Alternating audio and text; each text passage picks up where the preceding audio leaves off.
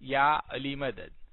Otherwise, Rai Abu Ali Missionary, wise number 415. 29th of December 1998. Wise in Karachi, Karimabad, Jamaat Khana. Ya Ali Madad. اللهم صل على محمد المصطفى وعلى محمد المصطفى إلى قيامة.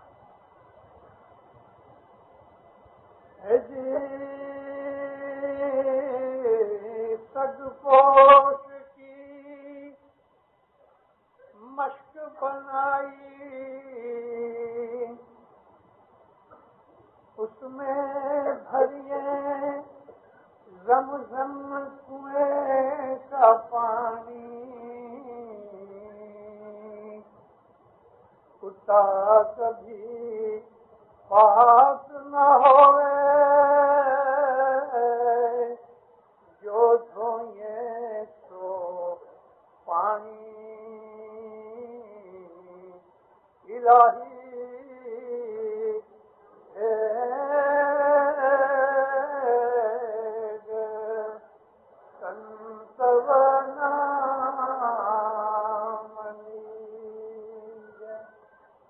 مولانا حضرت امام سے صلی اللہ علیہ وسلم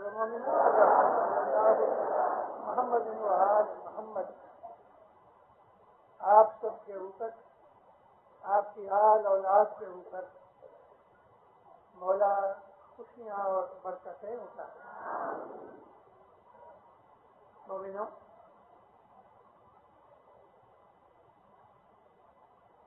ایک سوال پیدا ہوتا ہے کہ خدا نے مذہب کیوں بھیجا ہے؟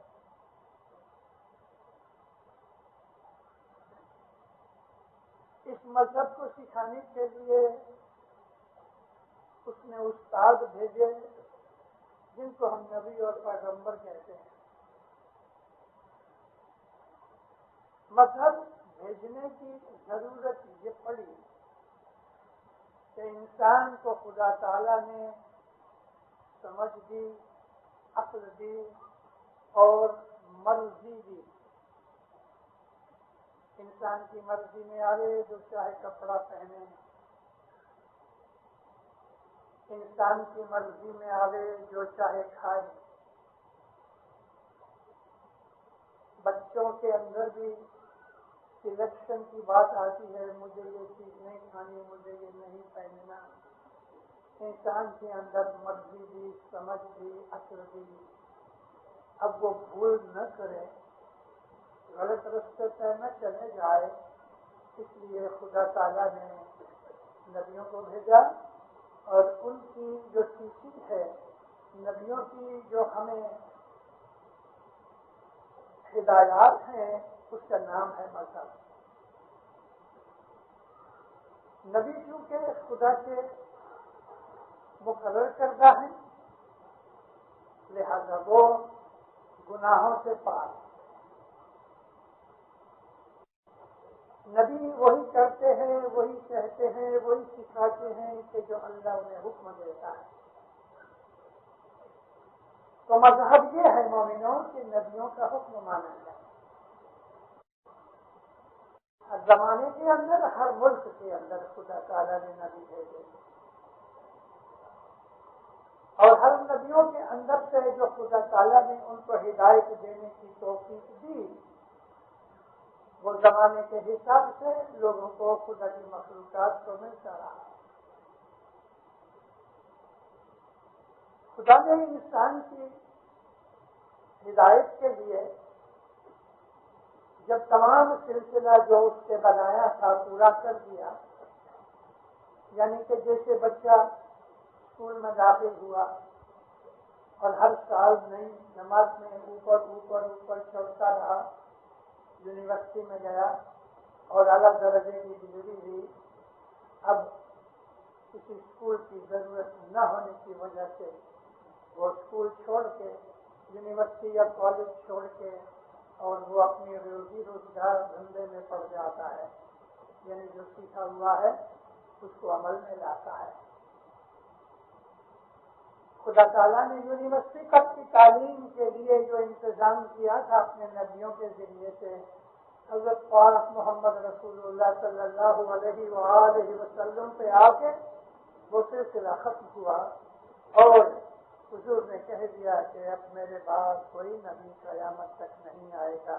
مطلب کہ ٹیچنگ کا سلسلہ جو تھا، جو کورس تھا وہ پورا ہوا، مگر جو ٹریننگ تھی وہ باقی ہے.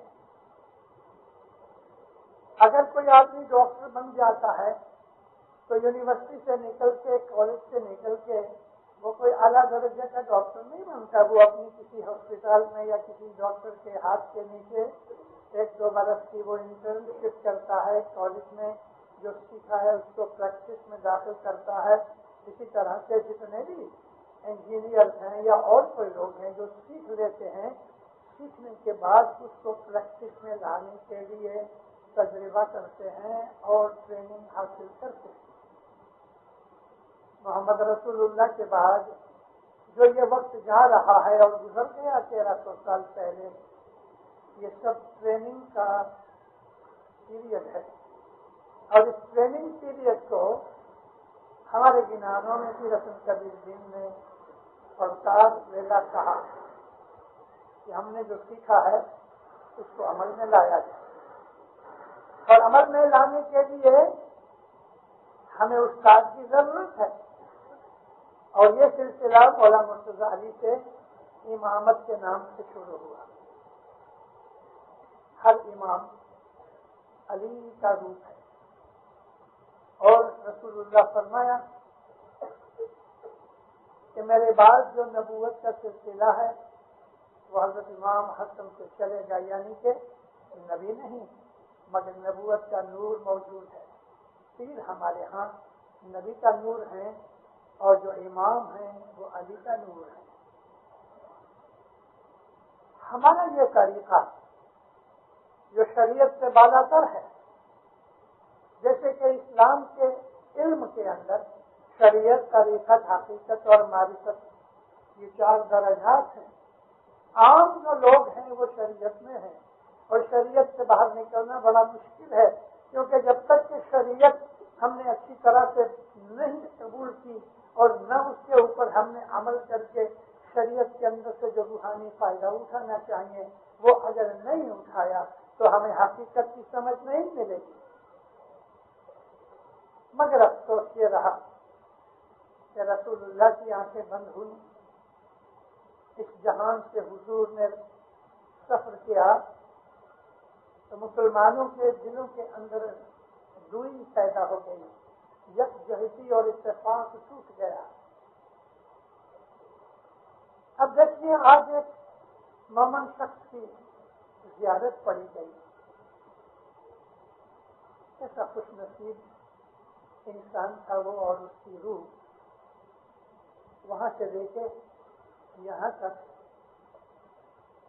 ہزاروں آدمی بیٹھے ہیں.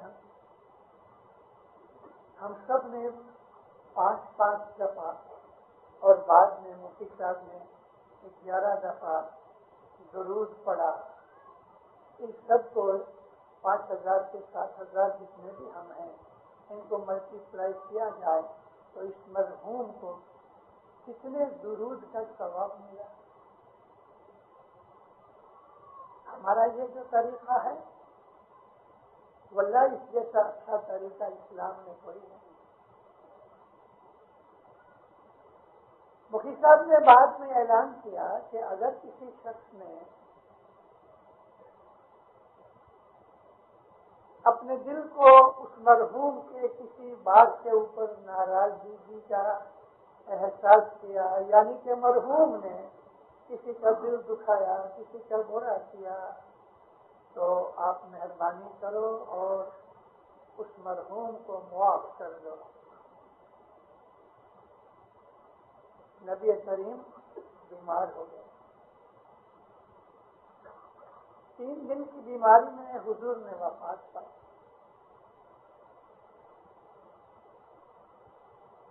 اپنی وفات سے 1 دن پہلے بلال کو حکم کیا اعلان کرو باہر جا کے شہر میں کہ مجھ پہ یعنی رسول اللہ پہ اگر کسی کا کچھ قرضہ ہے تو وہ آئے، نبی فرماتے ہیں کہ میں وہ ادا کرنے کو تیار ہوں۔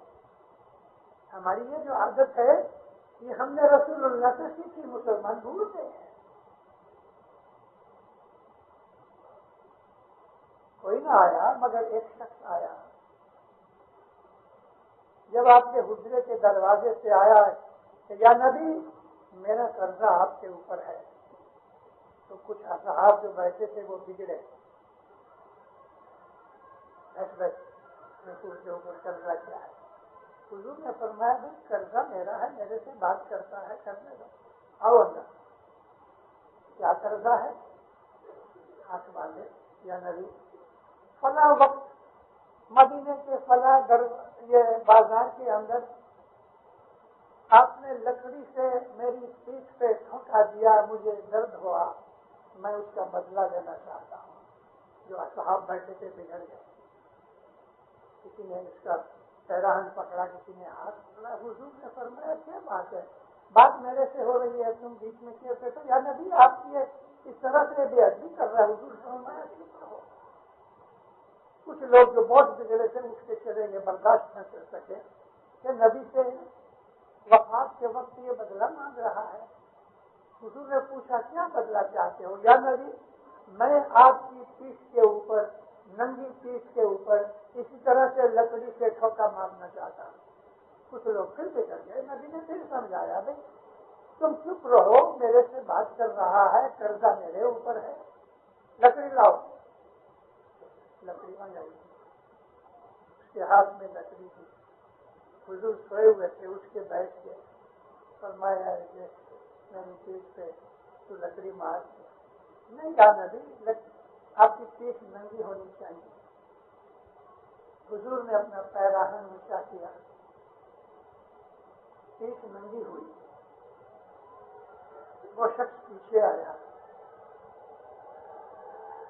نبی کریم کے دو کندھوں کے درمیان گردن کے نیچے کبوتر کے انڈے کو آدھا کرو ایسا یہاں ایک گٹھا تھا جس کو مہر نبوت کہتے ہیں، لیکن تھوڑا رائٹ سائڈ کے اوپر تھا۔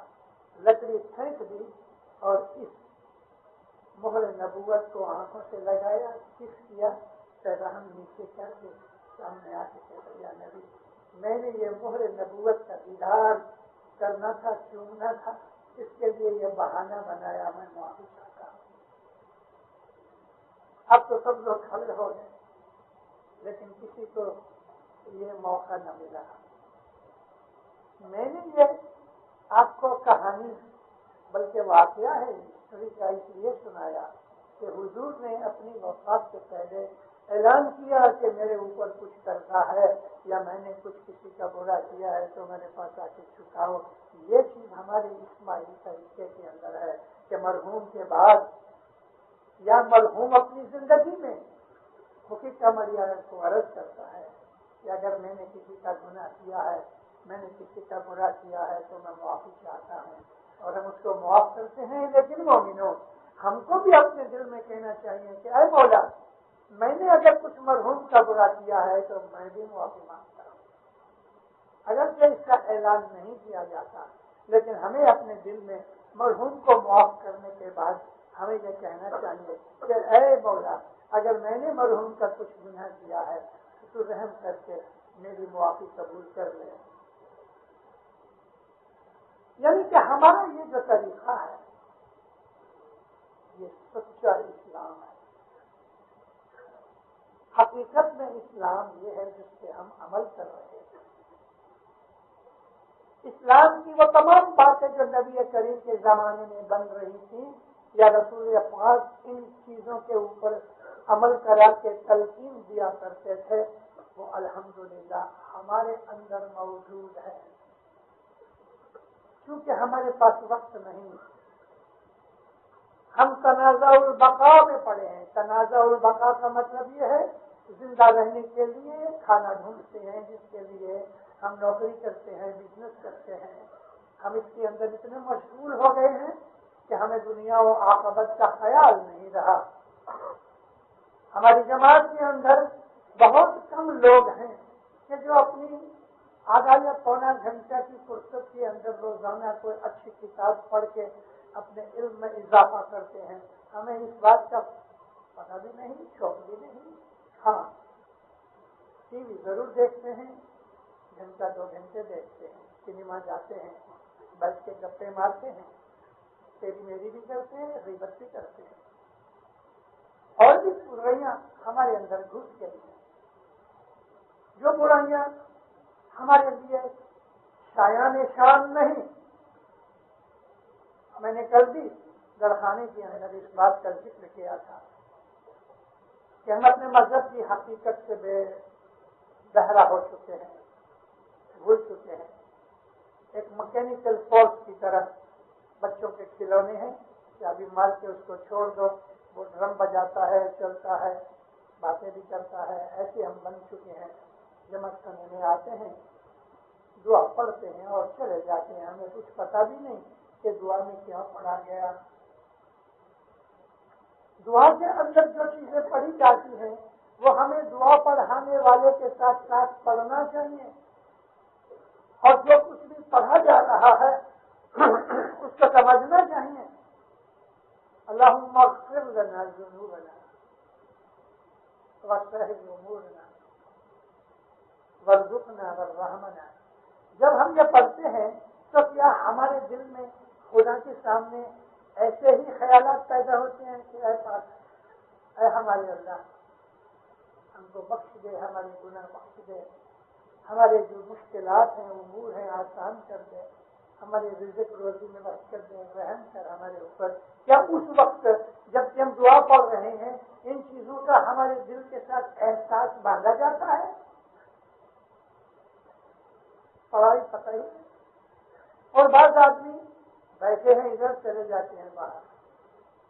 کوئی گھر جاتا ہے، کوئی کسی اور جگہ گھوم آتا ہے، کسی کی کوئی باتیں یاد کرتا ہے. یعنی بدن یہاں پڑا ہے، خیالات باہر گھوم رہے ہیں. شمس مائی بات چلتے چلتے سفر کرتے کوئی ایک گاؤں میں پہنچے اور سیدھا مسجد میں جا کے بیٹھ رہے. حضرت شمس جو ہے وہ اپنی چوکی کے اندر مور کا ایک پر لگایا کرتے تھے. درویشانہ صورت تھی. مسجد میں جا کے چوکا اتارا اور آپ بیٹھ گئے. تھوڑی دیر ہوئی تو اذان ہوئی، لوگ آنے لگے. اذان پوری ہوئی تو تھوڑی دیر کے بعد جب لوگ آ گئے تو بس لوگ کھڑے ہوئے، قیام ہوا. شمس بھی کھڑے ہوئے. شمس پیچھے تھے، کچھ لوگ ان کے بھی پیچھے تھے. سورہ فاتحہ پوری ہوئی اور جب وہ مولوی آگے بڑھا تو شمس بیٹھ گئے، بیٹھے گئے. قیام اور رکوع اور سجدہ کے اندر حصہ نہیں لیا. چھوٹا سا گاؤں کا ظاہر لوگ تھے. یوں ہی نماز پوری ہوئی، سلام پھیری گئی تو لوگوں نے حضرت شمس ماں باپ کو پکڑ لیا. کیسا جاہل آدمی، کیسے فقیر بنے ہو، یہ ہے وہ ہے، کیا ہے، تم تو آدھی نماز میں بیٹھ گئے. تو شمس فرمایا بھائی دیکھو، مولوی نے جتنی نماز پڑھائی اتنی میں نے پڑھی. تو ہنسنے لگے ایک دوسرے کو دیکھ کے کہ یہ شاید کچھ پاگل دیوانہ ہے. حضور نے فرمایا میں دیوانہ نہیں، مولوی تو پوچھو. مولوی نے جتنی نماز پڑھی میں نے اس کے پیچھے نماز پڑھی. پھر وہ گھر چلا گیا تو میں بیٹھ گیا. تو مولوی تو وہاں تھا، گھر کہاں گیا؟ مولوی بھی آیا کہ میں نے تو ساری نماز پڑھی. حضور نے فرمایا ایک تو تم نماز چھوڑ کے گھر چلے گئے، اب دوسرا تم یہاں جھوٹ بول رہے ہو. تم یہاں تو تھے ہی نہیں. تیری بھینس نے کہ تیری گائے نے بچہ دیا ہے، وہ باندھا نہیں گیا. تو تم نے نماز میں گھر جا کے یہ سوچنا شروع کیا کہ وہ سارا دودھ پی جائے گا بچڑا، آج ہم کو دودھ نہیں ملے گا. تو گیا نا گھر پر. اب بات سچ شمس کے پاؤں پہ گرا، معافی چاہیے. اب لوگوں کو پتا چلا یہ تو کوئی بڑا اعلیٰ درویش ہے اور پھر شمس کا لنگر ہے. معافیاں مانگی. پھر شمس نے کہا دیکھو نماز ایسی ہوتی ہے, میرے پیچھے کھڑے رہو.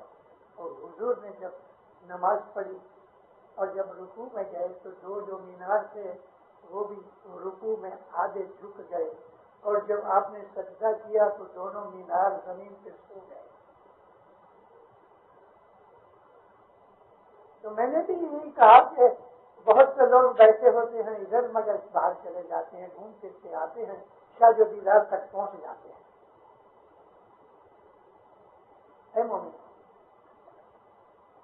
میں آپ کو ہاتھ جوڑ کے عرض, میری عرض یہ ہے کہ آپ اپنے دل کو اپنے قابو میں رکھو, اپنے مذہب کے اندر اچھی طرح سے سنجیدہ بنو, اپنے مذہب کے طریقے سے سمجھ کے عمل کرو, اپنے مذہب کا روحانی مزہ چکھو. اس مذہب میں جو مزہ ہے اللہ کی قسم ساری دنیا میں کسی اور جگہ وہ مزہ نہیں ہے. اس مزے کے اندر ایک اعلیٰ درجے کی چیز یہ ہے کہ آپ کے دل کے اندر 24 گھنٹے ایک سکون اور خوشی رہتی ہے. دنیا کا کوئی غم آپ کے قلبی سکون کو ہلا نہیں سکتا. آپ کی خوشی کو کوئی دنیا کا دکھ خراب نہیں کر سکتا. اس مذہب کا جو مزہ ہے وہ ایسا مذہب ہے, یہ ایسا مذہب ہے, یہ ایسا طریقہ ہے کہ جو نبیوں کا تھا. میں اپنی وعظوں کے اندر اسماعیلی طریقے کو, اسماعیلی مذہب کو نبیوں کا مذہب کہا کرتا ہوں, اور یہ نبیوں کا مذہب ہے کیونکہ اس مذہب کے اندر حقیقت ہے. اس مذہب کے اندر ہر وقت ماسٹر ٹیچر گرو ہمارے ساتھ ہے. ہم بھول کر ہی نہیں سکتے کہ استاد کی غیر حاضری میں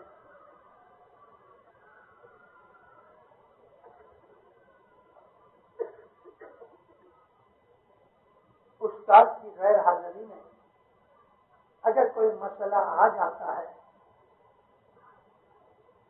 تو جو شاگرد ہے وہ استاد کو ڈھونڈتا ہے, مگر ہمیں ڈھونڈنے کی ضرورت نہیں, کیونکہ ہمارا استاد ہمارے ساتھ ہے, ہر وقت ہمارے ساتھ ہے. میں نے جو پاٹ بولا وہ سمجھداری کے لیے بولا. پھر ماں باپ یہ گنان پیر صدر دین کا ہے, مگر اس گنان کو ہمیں سنانے والے پیر حسن کبیر تھے کہ میرے ابا نے, میرے باپ نے یہ کہا. ہمارے مولا کی بھی ایک عادت رہی, بہت دفعہ اپنے دادا جان کو یاد کیا ہے. مولانا علی شاہ ماں باپ کو بھی ان کے بیٹے سلطان محمد شاہ نے یاد کیا کہ میرے باپ علی شاہ یوں فرماتے تھے. یہ ایک طریقہ ہے. نبی کریم نے بھی بہت دفعہ کہا کہ حضرت ابراہیم ایسا کہتے تھے, یا حضرت موسیٰ یوں فرماتے تھے. اور وہ حدیث کہ جو حضرت داؤد علیہ السلام کے ساتھ منسوب ہے کہ اللہ نے کہا میں چھپا ہوا خزانہ تھا, لیکن میرے دل کے اندر محبت اور رحمت ہوئی کہ میں نے اپنے چھپے ہوئے خزانے کو اپنے آپ کو ظاہر کرنے کے لیے میں نے خلقت لگائی. یہ حدیث ہے اور داؤد علیہ السلام سے منسوب ہے. تو اے مومنوں, میں آپ کے سامنے پیر حسن کبیر دین نے فرمایا کہ میرے ابا کے صدر دین نے کہا کہ ایک کتے کو جو مر جاتا ہے یا مارا جاتا ہے اس کی چمڑے کی مشق بنائی جائے. ابھی ہم جو مشق میں پانی پیتے ہیں, بہت سے سکے جو ہیں وہ مشق بھر کے لے آتے ہیں. یہ مشق یا تو بکرے کی ہوتی ہے یا گائے کی ہوتی ہے. گائے کی بہت بڑی ہے, بکرے کی عموماً کسی بڑے بکرے سائز کی ہو رہے تو مشق میں پانی بھر کے لاتے ہیں. اس صدر کہتے ہیں کہ کتے کی مشق بنائی جائے, کتے کے چمڑے کی, اور اس کے اندر آب زمزم بھرا جائے. حاجی لوگ جب جاتے ہیں وہاں حج کرنے کے لیے اور جب اپنے گھر واپس آتے ہیں تو آنے سے پہلے وہ آب زمزم پی کے آتے ہیں، جو مکہ سے تقریباً 3 ماہ جب تو مکہ کے اندر آ گیا ہے۔ آب زمزم کو اسلام کے اندر پاک پانی کا درجہ دیا گیا ہے، اس سے طہارت ہوتی ہے۔ آب زمزم، زم کہتے ہیں ایری کو۔ حضرت اسماعیل علیہ السلام اپنی ماں ہاجرہ کے ساتھ یہاں مکہ میں اتارے گئے، ابراہیم علیہ السلام ان کو یہاں لے آئے۔ بیوی نے جھگڑا کیا، حضرت سارہ جو تھی ان کی پہلی بیوی تھی اور ان کو بچہ نہیں ہوتا تھا، اور حضرت بی بی سارہ نے یہ دیکھ کر کہ میرے شوہر کو اولاد نہیں ہوتی، ان کی اپنی ایک لونڈی تھی جو خریدی ہوئی تھی اور اس کا نام تھا ہاجرہ، اس کو آزاد کیا اور اپنے شوہر کو کہا کہ آپ اس کے ساتھ نکاح کیجیے۔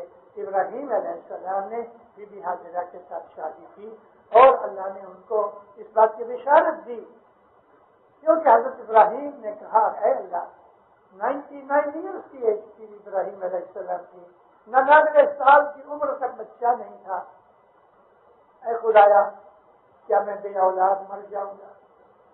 اللہ نے کہا نہیں، تمہیں بچہ ہوگا، میں نے تیری بات کو سن لیا، تو یہ نام پڑا اسماعیل۔ سماع کہتے ہیں سننے کو، میں نے تیری بات کو سن لیا۔ ہم نہیں کہتے اللہ بخش خدا بخش، ایسا یہ نام ہے اسماعیل، یعنی خدا نے سن لیا۔ کیا سنا؟ آج بھی دعا سن لی، اور اسماعیل علیہ السلام جو تھے نا وہ پیدا ہوئے۔ تو بی بی سارہ نے جب اپنی لونڈی سے آزاد کر کے ابراہیم علیہ السلام کے ساتھ شادی کرا دی تو حضرت ابراہیم کے گھر میں اسماعیل پیدا ہوئے۔ بی بی ہاجرہ سے عورت کی فطرت ہے، وہ فطرت ہے، جب ان کو خود بچہ نہ ہوا تو لونڈی کو آزاد کر کے شوہر سے شادی کرا دی، لیکن جب لونڈی کو بچہ ہوا اب تو وہ سوکن بن گئی، لونڈی نہ رہی، تو ان کے دل میں جھلاپا ہوا، کہنے لگی اس کو گھر سے باہر نکالو۔ کبھی بھی سارا کے اس جھگڑے سے حضور ابراہیم علیہ السلام ہاجرہ اور حضرت اسماعیل اس کو لے کے اونٹ پہ بٹھا کے دور لے گئے اور مکہ کے قریب یہاں ان کو اتارا۔ بیابان ریگستان ہے، کوئی درخت کا ایک نام و نشان نہیں، ایسی حالت میں ان کو یہاں چھوڑا اور حضور چلے گئے۔ 6 مہینے کے تھے حضرت اسماعیل علیہ السلام، زمین ریت کے اوپر ان کو لٹایا۔ اب ان کو پیاس لگی، ادھر ادھر بھاگ رہی ہے، بی بی ہاجرہ ادھر ادھر بھاگ رہی ہے کہ کہیں پانی ملے تو میں اپنے بچے کو پانی پلاؤں۔ حاجی لوگ بھی صحیح کرتے ہیں، ادھر سے ادھر حضرت بی بی ہاجرہ کے اس قدم سے چڑھ کے دوڑتے ہیں، بھاگتے ہیں۔ تو ادھر بچہ رو رہا ہے، اسماعیل علیہ السلام خوب زور سے رونے لگے، اور بچہ جب بھی بہت غصے ہوتا روتا ہے تو ایڑیاں رگڑتا ہے۔ حضور نے ایڑیاں رگڑنی شروع کی، ریت ہٹتی گئی، نیچے سے ایک چشمہ نکل آیا، یہ زمزم ہے، اور اس زمزم کو پاک سمجھا گیا۔ نیاز کے طور پہ حاجی لوگ پیتے ہیں، گھروں میں لے کے آتے ہیں، گھروں میں چھانا دیتے ہیں، اس کا بچوں کو پلاتے ہیں، منہ پہ ملتے ہیں، بیمار کے بدن پہ ملتے ہیں۔ پھر ماں باپ فرمایا کہ کتے کی مشک میں یہ آب زمزم پاک پانی اگر بھر دیا جائے تو کتا پاک نہیں ہوتا، پھر یہ پانی بھی پینے کے لائق نہیں رہتا کتے کی مشک میں ڈال کے۔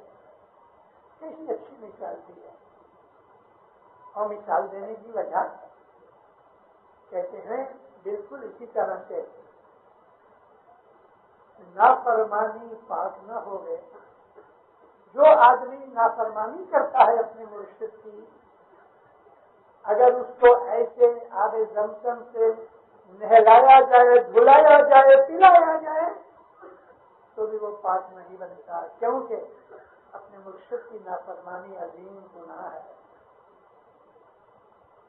کیا ہم اپنے مولا کی فرمان برداری میں پکے ہیں.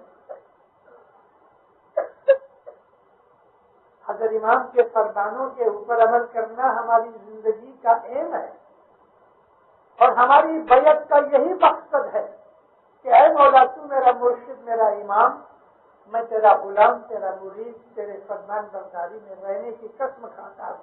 اس کا نام بیعت ہے. اور ہمارے پیروں کے کہنے کے حساب سے ہم 3 دفعہ اس کا ہاتھ لے کے اپنے ہاتھ میں چومتے ہیں. اور پرانے زمانے کے اندر جو ہماری رسم تھی وہ آج نہیں رہی، مگر کیونکہ آپ لوگوں میں سے بہت سے ینگسٹر جوان ہیں، آپ لوگوں میں سے جو بڑی عمر کے ہیں 40 برس تک، کبھی آپ کو معلوم نہیں ہوگا، مگر چونکہ یہ ہسٹری ہے کہیں لکھی ہوئی نہیں ہے، مگر آج میں اس کو ریکارڈ کر رہا ہوں محض پرانی وربل ہسٹری کو، اورل ہسٹری کو ظاہر کرنے کے لیے، تاکہ آپ کو پتہ لگے کہ یہ کیا چیز ہے. ہمارے ہندوستان کی جماعتوں میں جب ہمارے پیر آئے اور انہوں نے ہمیں ہندوؤں میں سے اسلام میں داخل کیا تو ہمیں بہت سی چیزیں ہمارے ہندو طریقے سے نہیں، ہندوستانی طریقے، ہندو طریقہ اور ہندوستانی طریقے میں فرق ہے. ہندوستان ایک ملک ہے اور ادھر جو کلچر ہے وہ مذہب نہیں، مگر مذہب میں سے کلچر بنتا ہے. تو ہم کو یہ سکھایا کہ جب تم اس ستپنتھ اسماعیلی مذہب جو صحیح اسلام ہے اس کے اندر جب تم داخل ہو تو اپنے مرشد کے ہاتھ سے بیعت کرو. عربی لفظ نہیں کہا، یہ کہا کہ تم کانگو بھرو. کانگوا بھرنا، کانگوا یعنی بیعت. وہ زمانے کے اندر ایسا ہوتا تھا، ایک ٹرے میں، چاندی کی ٹرے میں الائچی، لونگ، گیہوں، چاول، کشمش، سپاری اور کھڑی ساکر، یہ چیزیں 7 چیزیں پلیٹ میں پڑی ہوتی تھی ٹرے میں. اور امام سلطان محمد شاہ کے رائٹ میں چھوٹے ٹیبل کے اوپر یہ پڑا رہتا تھا، اور لیفٹ سائڈ میں ایک اور ٹیبل تھا کہ جس کے اوپر ایک خالی ٹرے پڑی رہتی تھی. جو بھی آدمی آیا ہے کانگو بھرنے کے لیے یعنی کہ بیعت کرنے کے لیے، تو اس نے اس بھری ہوئی پلیٹ میں سے ایسا بک بھرے اور امام کے سامنے پیش کرے کہ یا مولا میں اس اناج کی قسم کھاتا ہوں. اس اناج کے اندر 7 قسم کی چیزیں کیوں؟ اس کے اندر جو ضروری چیز ہے وہ گیہوں ہے اور چاول ہے، کھنڈ بھی ہے، لیکن باقی کی چیزیں ہیں وہ مزے کرنے کے لیے، عیش کرنے کے لیے، دل کو خوش کرنے کے لیے. لونگ مسالے میں آتا ہے، الائچی مسالے میں آتی ہے، مسالہ زبان کو ٹیسٹ دیتا ہے. مطلب کہنے کا یہ ہے کہ اناج اور زندگی کی اور ایسی ٹیسٹ والی، ذائقہ والی چیزیں، ان سب کی میں قسم کھاتا ہوں کہ میں اپنا تن یعنی اپنا جسم آپ کے سپرد کرتا ہوں. دوسری دفعہ، اور یہ پھر کھوٹا ادھر خالی کر دے رہے، دوسری دفعہ بک بھرے اور پھر میں اپنا من دیتا ہوں یعنی مولا کو دیتا ہوں. پھر یہ خالی کرے، تیسرا بھرے کہ میں اپنی دولت دھن دیتا ہوں. اے جی تن من دھن گر نے ارپن کیجے، تن من دھن گر نے ارپن کیجے، جگ پرمان جاپ شوجی نے لیجے. یہ پہلا پارٹ تھا جو میں نے آخر میں پڑھا ہے. جگ پرمان جاپ شوجی نے لیجے، تن من دھن گر نے ارپن کیجے. تن من دھن یعنی میں اپنا بدن بھی آپ کے تابع میں دیتا ہوں، میں اپنا من بھی اے میرے مولا آپ کے تابع میں دیتا ہوں. اور میری جو ملکت ہے ویلتھ ہے وہ بھی میں آپ کے تابع میں دیتا ہوں. اے محمد ان مسلمانوں کو کہو کہ جب تک یہ اپنی مال ملکت بیوی بچے اپنی عزت آبرو تیرے تابع نہیں کرتے تب تک یہ سچے مومن نہیں ہیں. ہم اسماعیلی ان باتوں کو جانتے ہیں. ہمارے دوسرے بھائی بھول گئے ہیں. اور اگر مسلمان کے گھر میں کوئی بچہ پیدا ہوتا ہے تو وہ کسی کی بیعت نہیں کرتا. ہاں اس کی کان میں ایک کان میں اذان دیتے ہیں دوسری کان کے اندر اقامت دیتے ہیں بس مسلمان ہو گیا. ہمارے ہاں بچہ ہوا امام زمان کے مسند کے اوپر مکھی کا مریادہ ایسے ہیں وہ یہاں لے کے آتے ہیں. مکھی کے ہاتھ سے بیعت ہوتی ہے. امام زمان کی بیعت مکھی کے ہاتھ سے ہے کیونکہ امام فرمایا مکھی میرا رائٹ ہینڈ ہے کمریا میرا لیفٹ ہینڈ ہے. ہم امام کی بیعت کراتے ہیں اور جب تک ہم اپنے بچے کی بیعت نہیں کراتے تب تک وہ اسماعیلی مذہب میں داخل نہیں ہوتا. امام کی خدمت میں اس کو سونپنا چاہیے. اور اے مومنوں میں آج آپ کو یہ بھی کہتا ہوں کہ جب 18 سال کے ہو جاؤ تو وہ بیعت تو ٹھیک ہے جو ماں باپ نے آپ کی کرائی اس وقت آپ 6 دن کے 8 دن کے کتنے دنوں کے تھے. لیکن اے میرے بچوں جب یہ 18 سال کے ہو جاؤ تو اپنی بیعت کو ریوائز کرو. خوش نصیبی سے امام آتے ہیں تو ہم امام کے حضور میں جا کے بیعت کی چٹھی لے لیتے ہیں اور امام خوش نصیبی سے ہماری خوش نصیبی سے ہماری بیعت کو قبول کرتا ہے. لیکن ان علاقوں میں کہ جہاں سینکڑوں سال ہو جاتے ہیں مولا نہیں گئے تو ہر بچہ مکھی کے ہاتھ کے اوپر امام کے نام کی بیعت کرتا ہے. یہ تن من دھن دینا ہے. اپنی اس بات کو یاد کرو. کانسیپٹ آف بیعت ہمارے مذہب کی یہ بہت ضروری چیز ہے کہ ہم نے جو حضرت امام کی بیعت کی ہے ہم نے پرومس کیا ہے ہم نے قسم کا پلج لیا ہے ہم نے قسم کھائی ہے کہ مولا تو میرا مالک ہے میرا امام ہے میں تیرا مرید میں تیرے غلامی میں آتا ہوں. اے مولا میری بیعت کو قبول کر. ہم نے یہ قسم کھائی. اب حضرت امام کہتے ہیں کہ تم دعا پڑھو. اچھا جی ہم دعا پڑھیں گے. حضرت امام کہتے ہیں کہ تم جماعت خانے میں آؤ. ہم جماعت خانے میں آتے ہیں الحمدللہ آتے ہیں. اور اگر کوئی نہیں آتا تو اس نے امام کی نافرمانی کی. آپ نے کسی کو پیسے دیے ہیں اور اس نے کہا 30 تاریخ کو واپس کروں گا. آپ 30 تاریخ کو کھڑے ہو جاتے لو میرے پیسے. وہ کہتے اسٹوری میرے پاس نہیں بن سکتا. تو نے میرے سے وعدہ کیا ہے تو 30 تاریخ کو دے گا. ہم کتنی گڑبڑ کرتے ہیں. تو ہم نے امام سے وعدہ کیا کہ ہم تیرے غلام ہیں تیرے مرید ہیں تیری بیعت کی ہے تیرے فرمان برداری کریں گے. تو ہم کیا وہ چیز بھول گئے کہ ہم نے امام کے ساتھ وعدہ کیا ہے. اپنی بیعت کو یاد کرو اور اپنے مولا سے کیے ہوئے وعدے کو یاد کرو. اسی چیز کا نام قرآن شریف کے اندر میثاق ہے. میثاق کہتے ہیں یہی پلیج کرنا ہے. ہم نے امام سے وعدہ کیا ہے اس کی فرمان برداری کا ہر قیمت پہ وعدہ کیا ہے. ہمارا بدن بھی اس کا ہے ہمارا چت ہمارے خیالات اس کی غلامی میں ہے اور ہمارا جو کچھ بھی ملکت وغیرہ ہے ہم نے اس کے قدموں میں سونپ رکھا ہے. وہ ہمارا مالک ہے. اسماعیلی مذہب طریقہ ہے. صوفی طریقے کے اندر ایک طریقہ ہے اور اس کے اندر جس طرح صوفی لوگ اپنے مرشد کے قدموں میں سب کچھ رکھ دیتے ہیں ہم بھی رکھتے ہیں. حقیقت میں یہ صوفی طریقہ مرتضی علی اور محمد مصطفیٰ کے زمانے سے چلا آتا ہے اور تمام دنیا کے جتنے بھی صوفی ہیں وہ علی کو اپنا مرشد اول مانتے ہیں کیونکہ صوفیزم اس کی بنیاد محمد مصطفیٰ کے زمانے میں مرتضی علی نے رکھی.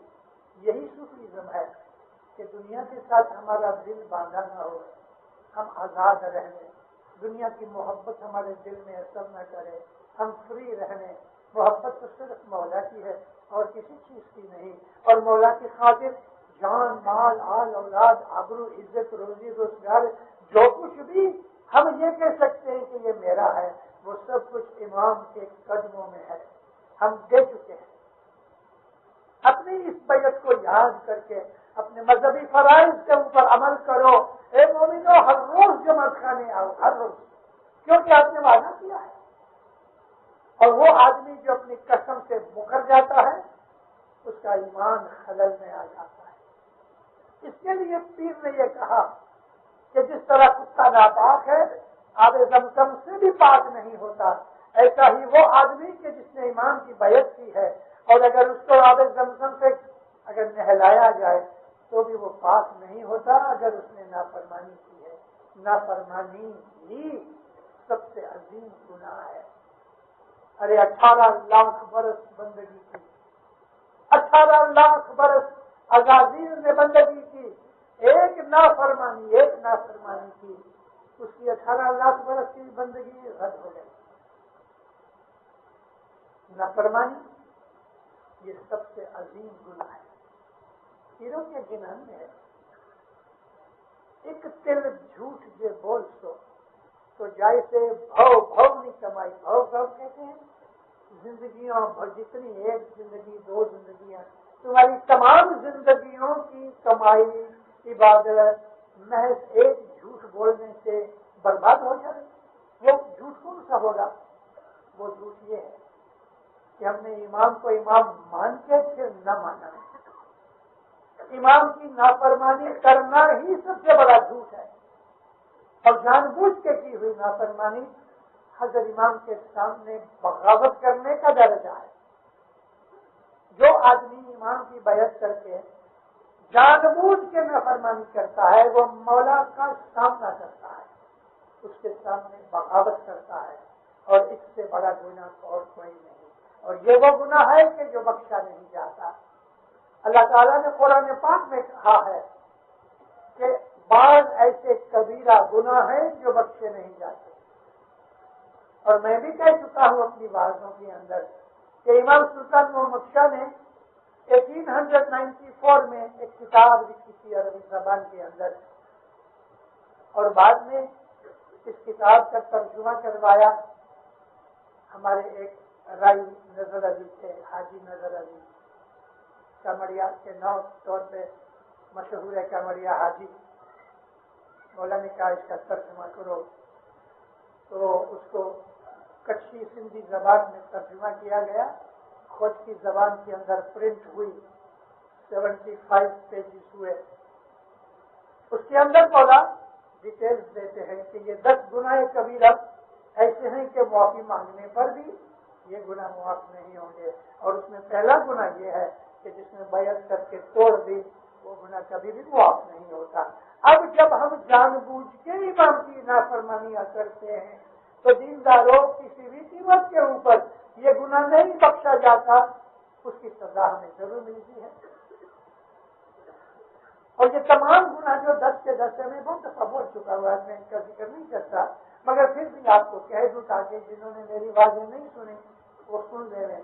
پہلا گناہ تو یہ ہے کہ کسی بھی قیمت کے اوپر حضرت امام سے کی ہوئی بیعت توڑ کے جان بوجھ کے نافرمانی کی جائے، یہ گناہ بخشا نہیں جاتا اور اس کی موت بہت بری ہوتی ہے۔ اور اس قسم کے واقعات ہم نے دیکھے بھی ہیں، سنے بھی ہیں کہ جو مذہب چھوڑ کے نکل گئے، جنہوں نے امام کے سامنے دغا بازی کی، بغاوت کی، گالیاں دی دین کو اور امام کی نافرمانیاں کی، ان کا حال کیسا ہوا۔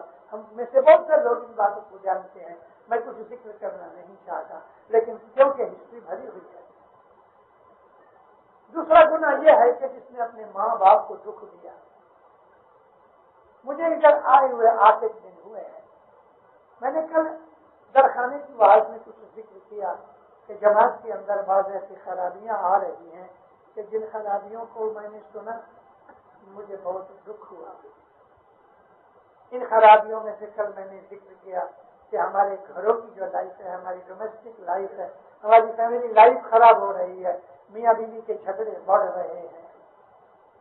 اور آج میں یہ بات دوبارہ اس لیے کہہ رہا ہوں کہ ہماری جماعت کے اندر یہی نوجوان اپنے ماں باپ کو دکھ دیتے ہیں، نافرمانی کرتے ہیں، جھگڑا کرتے ہیں اور اپنے ماں باپ کی عزت نہیں کرتے۔ اللہ تعالیٰ نے قرآن میں 3 جگہ فرمایا ہے کہ تم اپنے بوڑھے ماں باپ کی عزت کرو۔ یہاں تک خدا نے کہا کہ اونچی آواز سے بھی اپنے ماں باپ کے سامنے بات مت کرو، ہلکی آواز سے عزت کے ساتھ ان کے ساتھ بات کرو۔ اونچی آواز سے بولنا اللہ نے منع کیا ہے اپنے ماں باپ کے سامنے۔ اور نبی کریم فرماتے ہیں کہ تمہارے لیے جو جنت ہے وہ تمہاری پاؤں ماں کے پاؤں کے نیچے ہے۔ ماں کا پاؤں اٹھا کے دیکھو تو جنت نظر آئے گی، مگر اس کا مقصد یہ ہے کہ ماں کی خدمت کرو، ماں کو راضی کرو۔ تو دوسرا گناہ عظیم یہ ہے کہ جس نے اپنے ماں باپ کو دکھ دیا۔ تیسرا گناہ یہ ہے کہ جس نے علم دینے والے کو بے عزتی کی، دکھ دیا۔ جو علم دیتے ہیں مشنری ہیں، علم دیتے ہیں، اسکولوں کے اندر تمہارے ٹیچر تمہیں علم دیتے ہیں، جو بھی تمہیں علم سکھائے، دنیا کا سکھائے یا دین کا سکھائے، اس کی بڑی عزت کرو، کیونکہ اس کا درجہ تمہارے ماں باپ سے زیادہ ہے۔ ماں باپ نے تمہارے بدن کو پیدا کیا، لیکن علم دینے والا تمہیں حیوانیت سے نکل کے انسانیت کی طرف لے جاتا ہے۔ پاس امانت رکھی اور آپ وہ امانت کھا جاؤ، اللہ بہت ناراض ہوتا ہے۔ امانت کھا جانے والا برباد ہو جاتا ہے۔ ہر قیمت کے اوپر اس امانت کو سنبھال کے رکھو، اس میں آپ کا کوئی تصرف نہیں ہے۔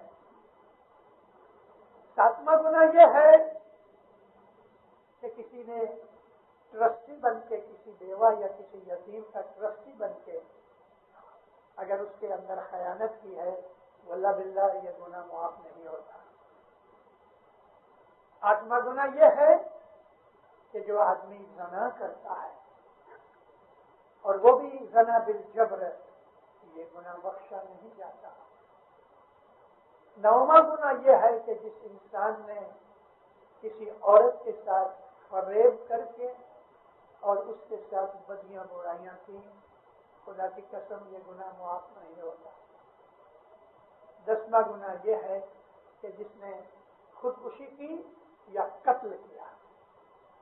اگر کوئی آپ سے لڑ رہا ہے تو اللہ نے حکم کیا تم لڑو، لیکن بغیر قصور کے، کوئی وجہ کے بغیر یا اپنے لالچ اور خود غرضی کے ساتھ کسی کو قتل کر دینا یا خود قتل ہونا یعنی خودکشی کرنا، یہ 10 گناہ ایسے ہیں کہ جو بخشے نہیں جاتے۔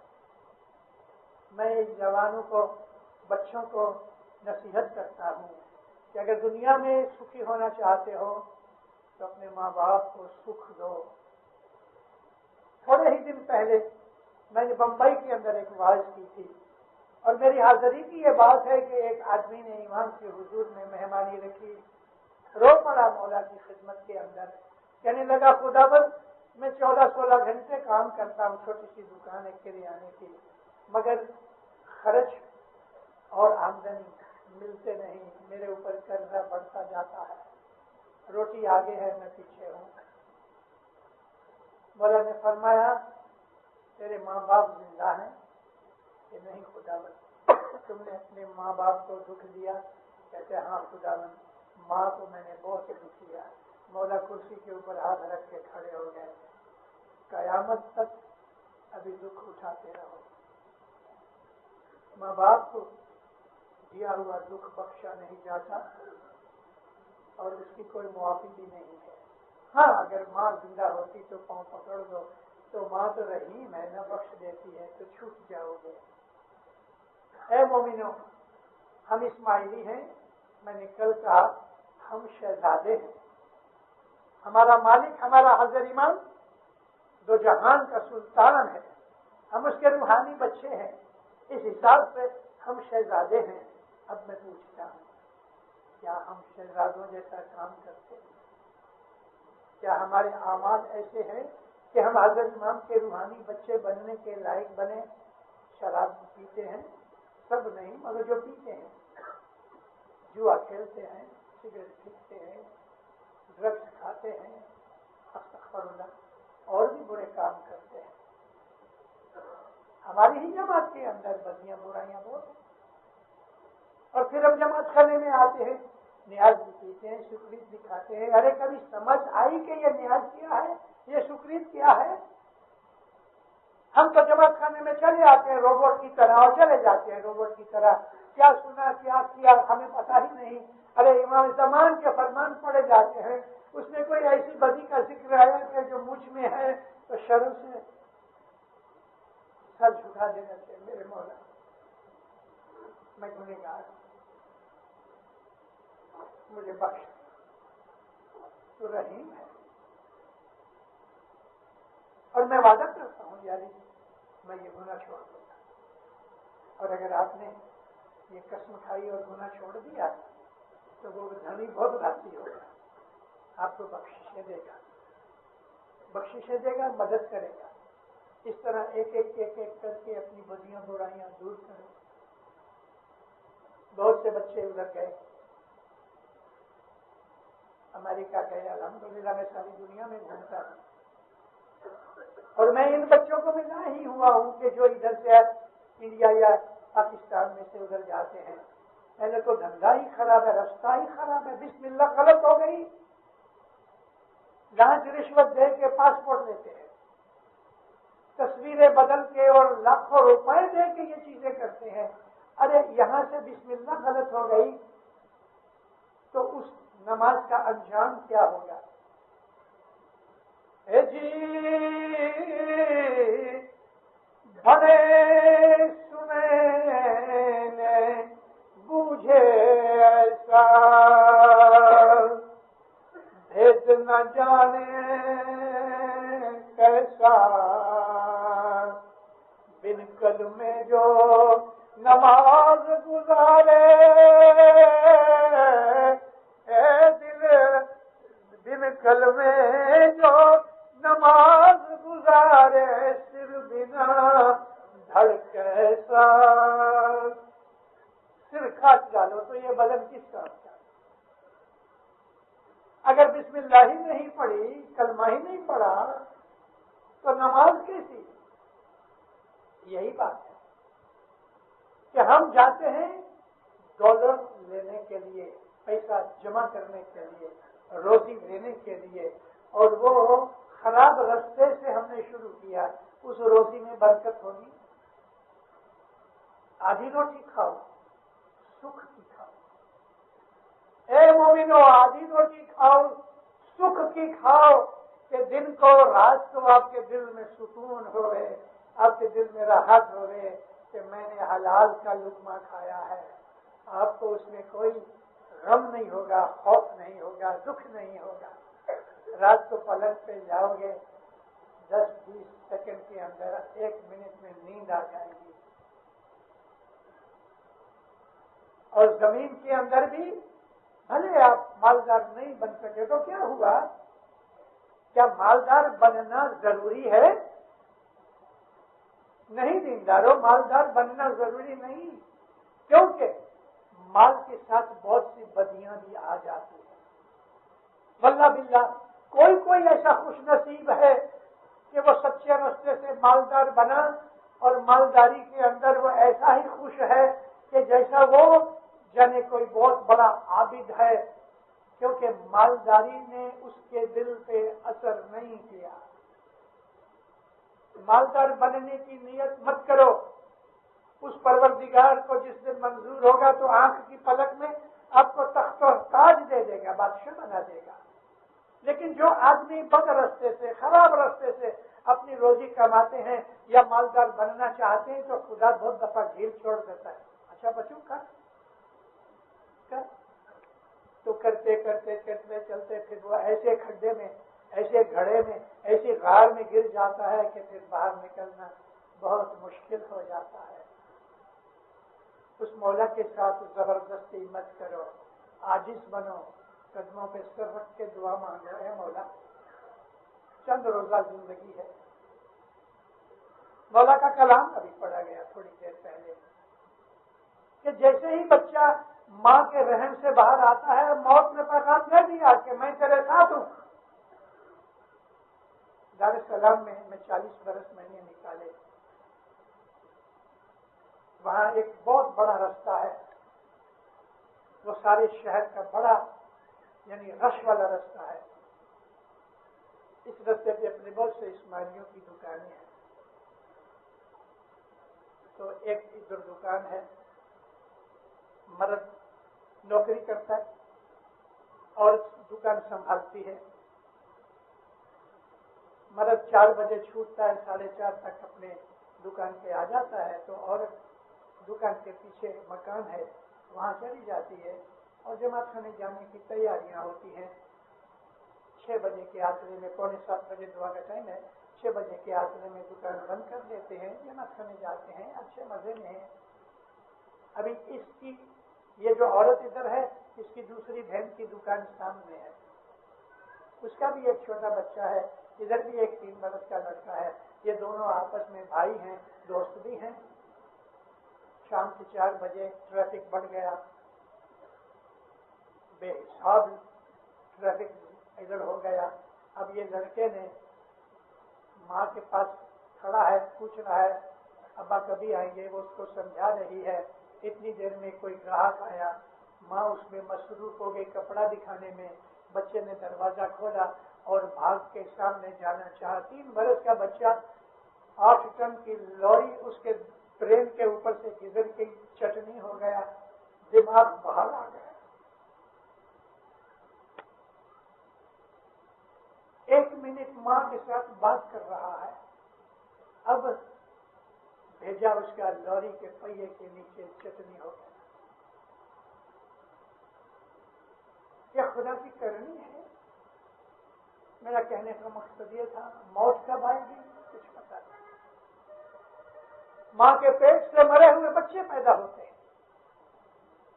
لازم نہیں ہے کہ آدمی 90-100 برس کی عمر تک جیے گا پھر مرے گا. جوان مر جاتے ہیں، بچے مر جاتے ہیں، عورتیں مرتی ہیں، بوڑھے مرتے ہیں. اور ایسے بھی ہیں دینداروں مرنے کی خواہش میں پڑے ہیں، موت نہیں آتی. ایسے بھی میں نے اپنی زندگی میں بہت کچھ دیکھا ہے. تو میں یہ کہتا ہوں کہ ہماری چند روزہ زندگی کے لیے ہمیں پیسے کی تمنا اور محبت نے ایسا اندھا کر دیا ہے کہ ہم بھول گئے ہیں کہ حقیقت کیا ہے، سچائی کیا ہے، گناہ کیا ہے، نیکی کیا ہے. پیسہ پیسہ، ڈالر بناؤ ڈالر بناؤ، پیسہ بناؤ پیسہ بناؤ، کسی بھی طریقے سے بناؤ لیکن مالدار بنو. اے مومنو، جو مال اچھے راستے سے نہیں آیا آپ اس میں سے 10 میں نکالو گے تو وہ اچھا ہونے والا نہیں ہے. کتے کی مشق کے اندر زمزم بھرو گے تو کتا پاک نہیں ہوگا.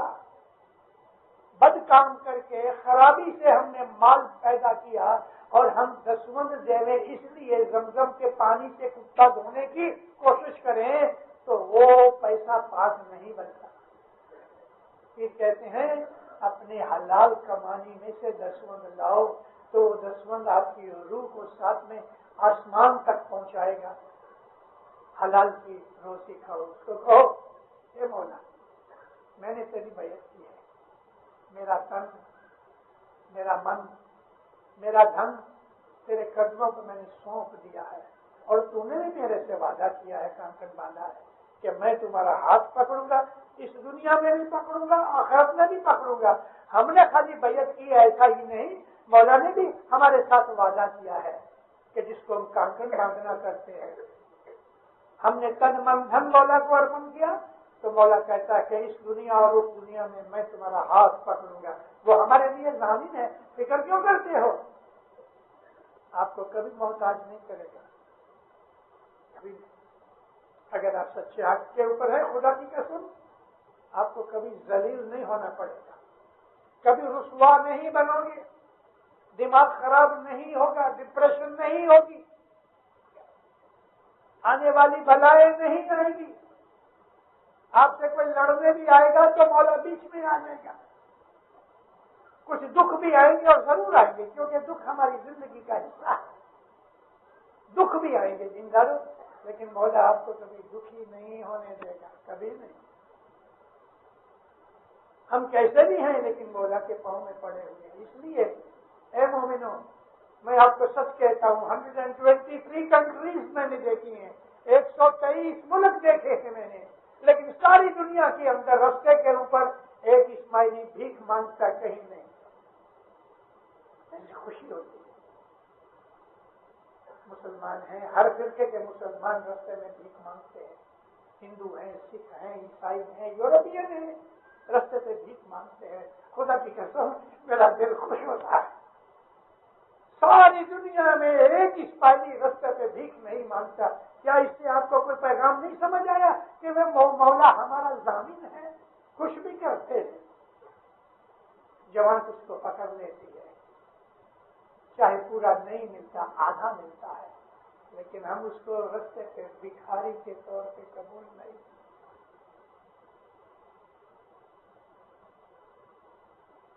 ایسا ہمارا مولا، اس کو پیار کرو، مولا کو پیار کرو، اس کو راضی کرو، اس کی خدمت کرو، اس کا حکم مانو، اس کے کہنے پہ عمل کرو، اس دنیا میں بھی راج پاؤ گے، موت کے بعد بھی راج ملے گا۔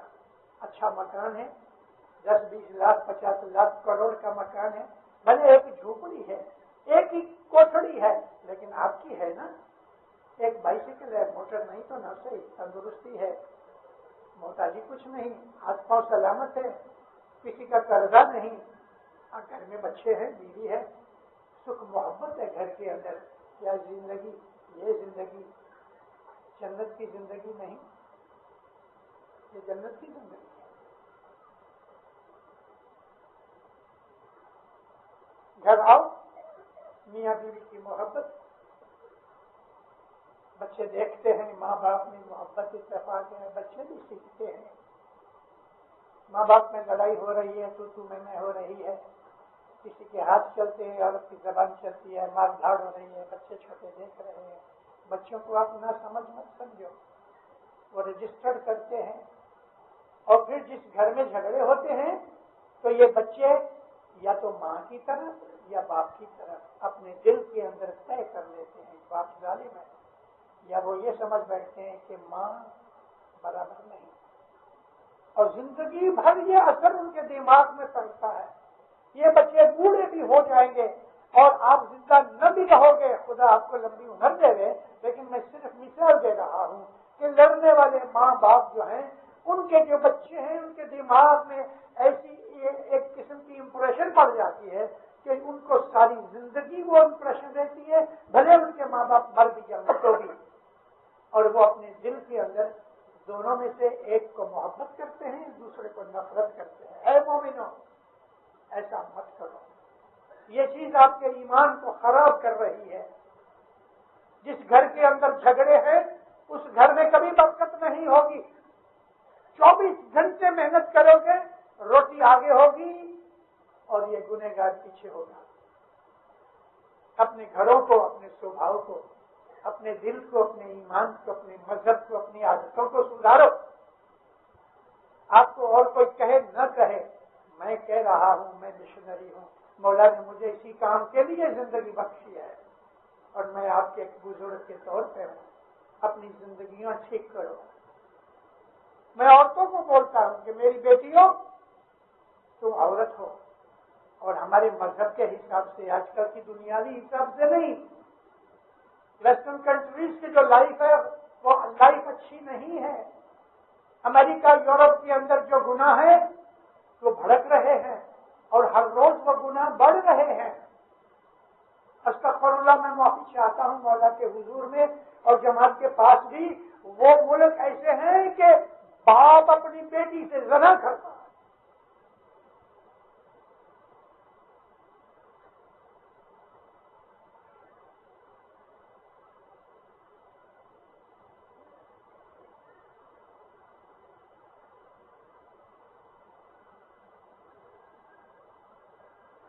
ان ملکوں کے اندر جانے کی خواہش رکھتے ہو؟ امریکہ بھاگو اور کینیڈا بھاگو۔ امام نے وہاں جماعت بنائی، اس کا مقصد ہے، وہ مقصد اور ہے، وہ امام ہے بہتر جانتا ہے۔